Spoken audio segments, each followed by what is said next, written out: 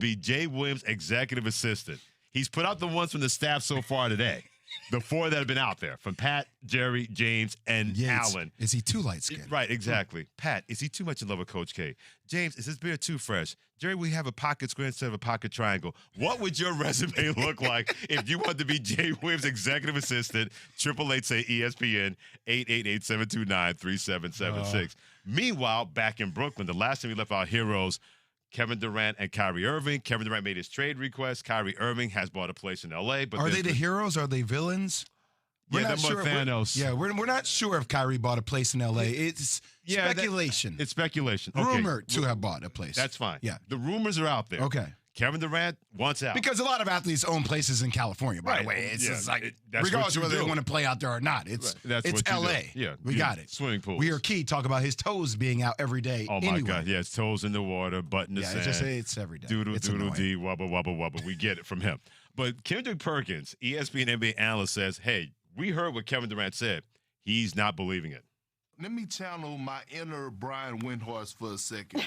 Okay, I'm looking at it and I'm saying, why would KD want out?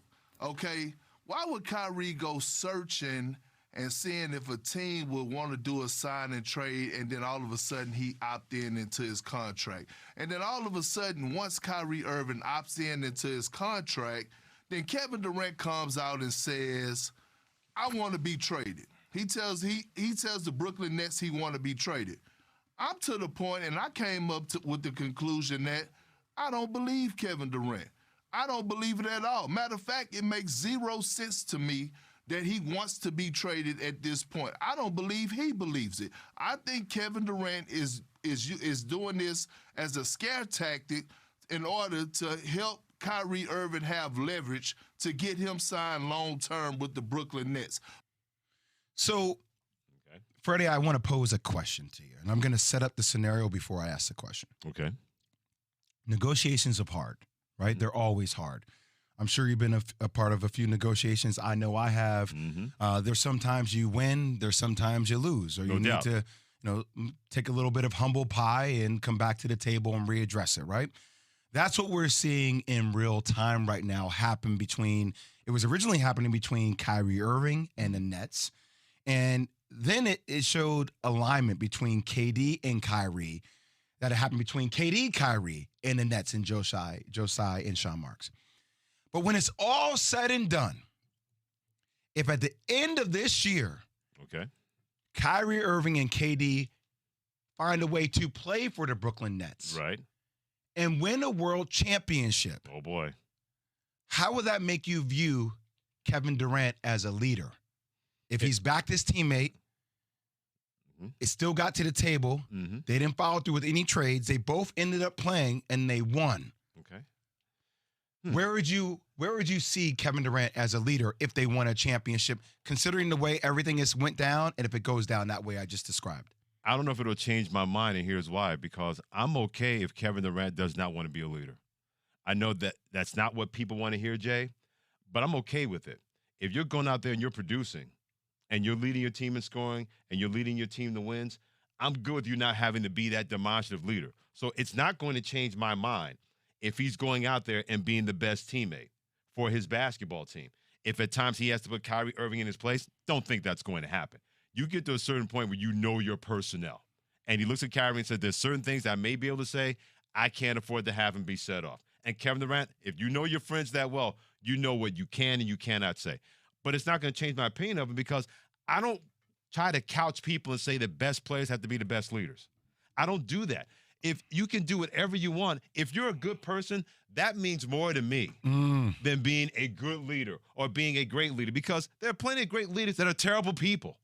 We all saw The Last Dance of Michael Jordan. Wasn't the nicest of guys being a great leader. Not saying that you have to be an awful person to be a great leader, or you can't be a great leader to be an awful person. Stephen Curry. Right. Stephen Curry's a terrific leader and a better person based on what we've seen and heard. So I'm not going to look at Kevin Durant any differently, because if you're proven to be a good teammate, the leadership thing doesn't matter to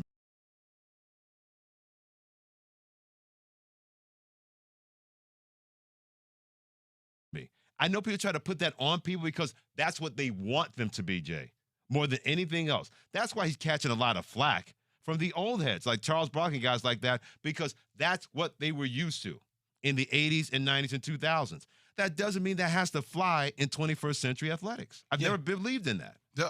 Look, there's a lot to unpack there with that because I'm a believer in what you just said. There is something to say about making something yours, though, when it's all said and done. But if he went to championship, isn't that his? Yeah, but it feels like we'll talk about that when we come back. Yeah. Because I have a lot of thoughts on that. You guys got to stay with us when we come back. And we saw Messie's leadership abilities when he got to the New York Rangers, when he called this shot. Down 3-2 to the New Jersey Devils in Eastern Conference Finals in 1994. He said, we're going to win Game 6, and went out there and delivered a hat trick, and then he won Game 7 after that with Matteau. But during those Edmonton years, when they had star-studded team with Yari Curry and Grant Fuhr and all those dudes, Gretzky was the great one, but Messier was the leading one. I got Gretzky at number 2. Number 1. To me, it's the obvious one. Joe Montana, all those years, the San Francisco 49ers. They won 4 rings with him, but Ronnie Lott, those guys were the leaders. Keena Turner, those guys were leaders like that. And Joe Montana didn't mind that because Joe Montana went out there and did his thing. When they need him to dial it up and make plays, time after time, he did that. But the guys that led the way, the guys that were the vocal leaders that set the template for that team, if anything, you could say that Bill Walsh was more of that than Joe Montana. But it's definitely guys like Ronnie Lott. I got Joe Montana, number 1, as the best players who weren't leaders on their teams. Okay.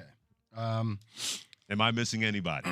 No, I don't think so. I think number 5 sounds like poop to me, Ron Burgundy. Wow. It sounds like quoting. Poop. Why does it sound like poop? Number 2. How can Tom Brady be a top 5, not a leader?